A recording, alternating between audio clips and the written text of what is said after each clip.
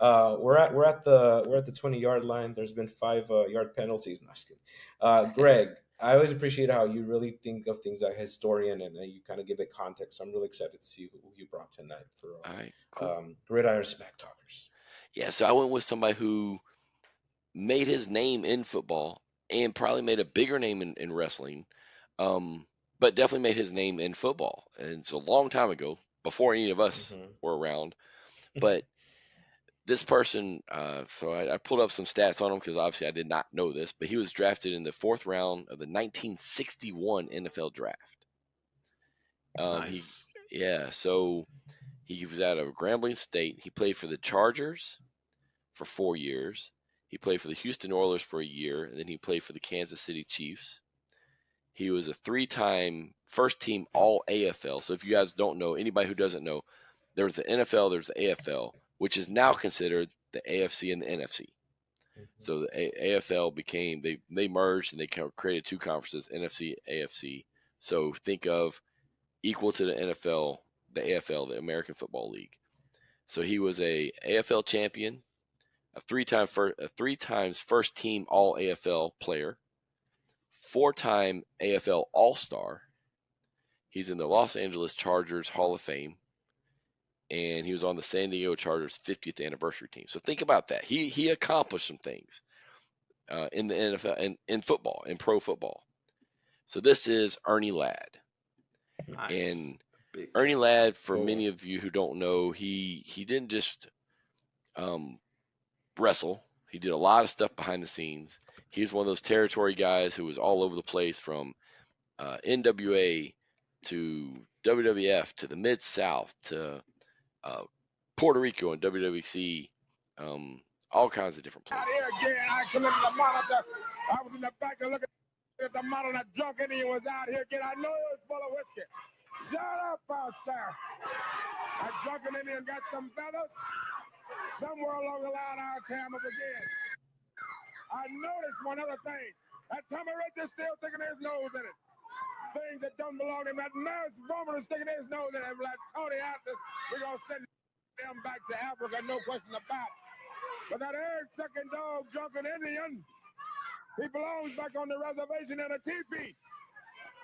I'm going to pluck them fellas. I know Thanksgiving is not here, but I just told to pick me up there and make my own personal Thanksgiving. Well, Indian, I know you're somewhere full of whiskey and looking at that television. Brother, I'm going to pluck them fellas. Tommy Rich, you got a leg that needs going to the doctor, and I'm going to send you there and work on it. Mass vomit. I'm going to pull that mask off you and let everybody know that you are a criminal. There ain't no question about it. What do you think about that, Gordon? I think we can terminate our conversation and let's. Gordon with the first avoidance of being canceled. The first ever recorded of I'm good. we had like in sync eye raises like several times. Yes. Yes. But all that aside, Hey, it was the time. Right, oh right, yeah, Georgia right, no, right, Championship right. Wrestling, the trust me, Right. legendary yeah. Gordon Soley running the microphone. Idlead, I'm gonna come to you. Thoughts? I love Ernie Ladd. I mean, it's just he's golden. He's evergreen for me. Aside from the what we just talked about, he gets it. He's looking at the camera. He's looked the part. He looks the part. He looks great. Looks like $1,000,000. Does not look out of place. But at no point what strikes to me is like he is looking dead ahead. He's not being sidetracked. He's not playing to the interviewer, to the mic or whatnot. He's looking at the audience and to his opponent, right? But everything is like it is stereotypical in a lot of ways, but it works, right? It works for the era. And Ernie Ladd to me was someone that obviously is a Hall of Famer and whatnot, but growing up is not someone who I was exposed to too much later, right? Once I started really being really getting into the depths of what the sport of wrestling is and exploring it on my own beyond tapes, but really through YouTube or whatnot. I got to see who he was, and this one strikes me a little different. It's a little bit more. I don't know if he's like earlier in his career or mid career, but there's a lot of energy there that maybe on the typical promo, a later early lad. Ernie Ladd, sorry, I didn't quite see. So that was kind of cool to see that fire. Mm-hmm. That's, Adrian, what you got? hey man, that like you said, that's my first time seeing that iteration of Ernie Ladd because Mm-hmm. past episodes I've mentioned Thunderbolt Patterson was one of my, that was one of my guys for sure growing up. Mm-hmm. And at one point, they were locked together, essentially, be it maybe booking more so, but that's what it was. They were a team. And what I remember of him was that smooth delivery, just smooth, calm. I'm not about to waste my energy. This was a complete opposite. He was fired up. He was basically taking shots at everyone. He named like at least 4 or 5 people that Mm-hmm. a lot of them were some problematic shots, but shots nonetheless. And I enjoyed it. It got a pop out of me for sure. But Ernie Ladd was 6'9" and 300 pounds. Imagine a dude 6'9", 300 pounds wearing that sequin jacket, talking his talk. What are any of us gonna do? Like if he just walks up and said, "I'm gonna send you back to Africa," I'm like, "All right, well, let me get my passport." This dude's 6'9", 300, man. What am I gonna do with that? But it's crazy that he's so accomplished as a professional athlete or as a football player to come right over and become this larger than life character, like 6'9", 300 pounds in that day and age, like massive, massive. But that's an awesome promo. And Gordon Soley was hilarious. So Gordon played it so well. But Mhm. what's interesting about him hitting that in the Georgia Championship Wrestling, he hit all 3 big stars. He went after Tony Atlas, Yeah. huge here in Georgia, huge. Tommy Wildfire Rich, That's my still guy. huge to this day. It's still big. That's my guy. And Wahoo. So he went. He never mentioned Wahoo, but I know who he was talking about. He talked about the Indian, right? So it was like, What? yeah, it was like I was like, man, he just went after all 3 top baby faces, and if there was any doubt, I'm the heel. Just let y'all know I'm the Right. heel. But here's the other thing that you get out of that. It is an old school promo, right? Yeah. Definitely talking about talking them into the building. Traditional talk them into the building, right? Right. Listen to that crowd losing their minds. And there's not that many people in there. It's a studio. Nope, It's the old studio. TBS studios. Mm-hmm. And having been there, it was only not even 100 people in there. But you could almost not even hear the dude talk.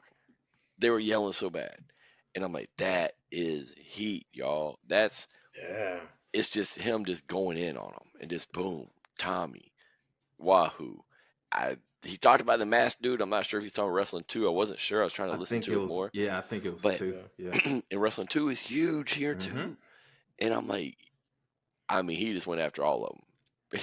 It was like, and I don't remember really. I mean, I was a little kid at the time, but I don't remember him in Georgia at all. But my exposure to him was like in UWF or Mid South. But I mean, and to your point, most of the time when I saw his promos, it was more babyface and a little bit like you said, it's more smooth talking, a little bit more, a little bit more like you said, Thunderbolt Patterson or Dusty or Superstar Billy Graham. That flow. This was just straight.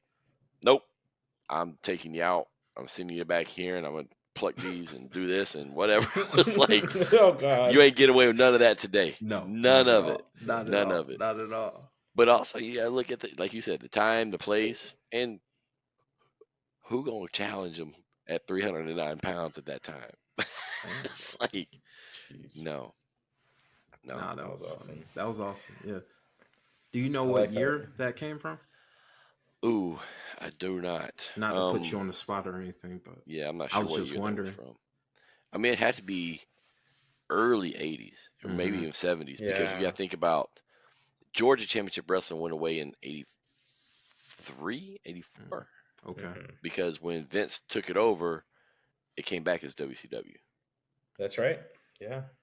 or World And that pocket was AWA not World long. Championship Wrestling. World Yeah. Championship, yeah. That TV window is not very for even to exist really in the grand scheme of things, right? Mm-hmm.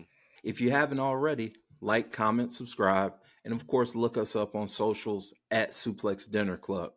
And be sure to check out our other projects. We talk college football on Dogs versus All Y'all. That's a weekly college football podcast where we don't just talk about the Georgia Bulldogs, we talk about all things college football. The Life and Times pod, which is short for the Life and Times of a Restaurant Lifer podcast, where I have some chill conversations with some cool and interesting people that I've met in my years in the hospitality industry. And of course, check out Talk 'em in the Building. That's a pro wrestling podcast where we solely focus on the promo. We talk about the talkers, we hype the hype man, and we pontificate on the promo.